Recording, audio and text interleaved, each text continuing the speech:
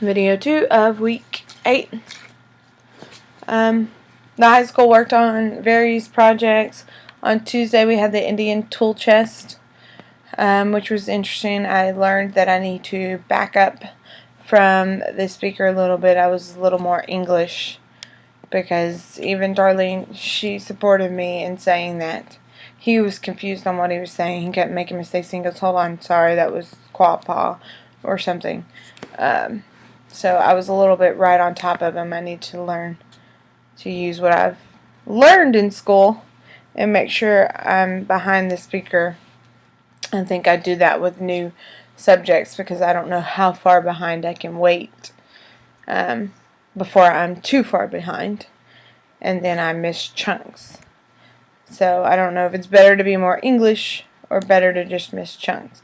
I know I can summarize, and I should summarize on the parts that I may get too far behind. But I don't know. I tried, and Darlene also pointed out there was one time, I don't remember what the word was, but I fingerspelled it wrong, and I looked at myself and I shook my head, and then I fingerspelled it correctly, and she let me know that I need to make sure I cut that out so they don't let them see my mistakes. Just fix it. Don't get frustrated and flustered, because then that will mess up the rest of the message, and they'll know, oh, she made a mistake. I'm just drawing more attention to it, which is true.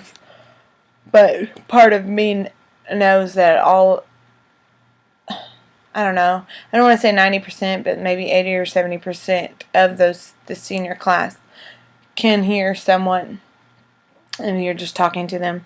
So when I mess up with my signing, I know that they know already, because they heard the voice and then I'm signing it incorrectly. So that's part of my frustration, because I know if I mess up, they're going to know, regardless. We had an argument, or the seniors actually had an argument amongst themselves in regards to Buffalo, whether or not it should be here or here, and then they just kept going back and forth, and some of them were saying bull, which I thought this was bull. Anyways, and I told them, I just stopped the argument. I was like, for today, it's going to be this, Buffalo. So I just used that in the presentation as the Buffalo. And later that weekend, I don't know why it got brought up during the volleyball tournament. Somebody was actually talking about Buffalo, and it was J. Paul, and I asked him what he would sign for Buffalo, and he would sign it right here. So, Buffalo. Whether that's right or wrong, I don't know, but it's what I'm going to use from now on. Buffalo, until I'm told otherwise. During the week, they would continue to work on their rhythm projects, and then, let's see, we had the homecoming week, and the teacher herself, she never dressed up a single day, and I think some of the kids saw that and were disappointed and didn't understand why she wasn't supporting their school, and they continued to ask her where was her spirit for the school, and her only response was that she didn't have any money to get things to wear. So that's that. Even Darlene and I tried to dress up when we could to show our spirit for the school. Thursday, they had a pep rally where she asked if they needed to go, if it was a requirement that they go, and she didn't want to go, but she did. And I sat and watched, and I was really fascinated. I was trying to catch all the names of the students that were on the homecoming court and on the football team, and it was hard for me to do, not only because the distance-wise and the sign, but also because one of the 4th grade students kept trying to talk to me the whole time. I was like, I'm trying to pay attention. You need to pay attention. And but I enjoyed it. It was fun. And then Friday was the beginning of the volleyball games, which once again she didn't want to attend and watch it. She even said, she's like, do they need to go? I need them all here. And she was getting all frustrated, and she wanted to explain the test that she was supposed to give them next week. Explain it to them, and she was telling some of the students as they stopped by, I need you to come during your class period for like 15 minutes. And some of the students were actually in volleyball, so they could not be there regardless. And I was explaining that to her when they said it. I'm at the volleyball game, I can't come. And she goes, no, I need you here for 15 minutes. If you don't come, I'm going to have to send your name to the office. And I was like, Elizabeth, you're not getting it. They cannot come because they are in volleyball. They will be in the game. They cannot be here and be there at the same time.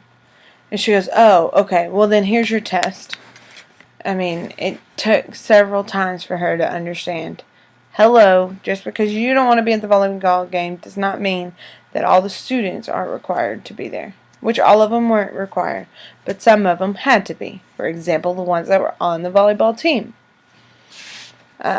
So hopefully that school spirit and pride will change. I don't know.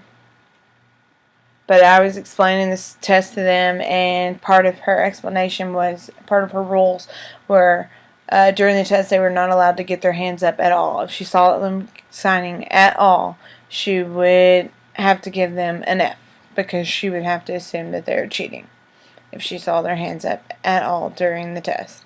And we explained that to Eddie, and he explained that to Rick Porter, who had a talk with her on Monday, the next Monday, about it. Basically, they said it's not 1965 anymore. We don't tie students' hands behind their back. So, that's how this week went. Oh, well, in the volleyball games, Darlene and I helped be the linemen and would call if the balls were in or out, and then helped interpret for J. Paul. Help interpret for J. Paul. Sorry, I'm repeating myself. During the game with anybody that needed to talk to him that didn't know signs. So we did that. That was pretty fun. And then also on Thursday, backtracking a little bit, I did a crime meeting with JR before the pep rally. Which Elizabeth wasn't too excited that I was leaving her class. Anytime I walk out because Eddie needs me somewhere else, you can see the look of panic on her face, not knowing what to do. Even though I've explained to her before that you can write it down, or, all the options that are there. But I had a crime meeting, and I realized I signed crime